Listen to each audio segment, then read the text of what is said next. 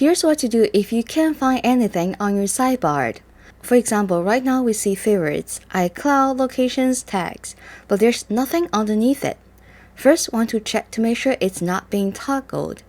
What I mean is if we hover over to favorites, there's a little arrow key right here.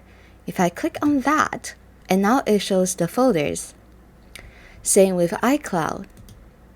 But what if you are missing something for your favorites? For example, my music folder is missing. So first, we want to make sure our Finder window is open. This way, when we hover over here, we see Finder. Click on that, then click on Settings. And then click on Sidebar. Now we see a list of items that we can choose to show or not show in the sidebar. So if I want my music to show, click on that. And now it's over here. Then you can just close this and you're all set.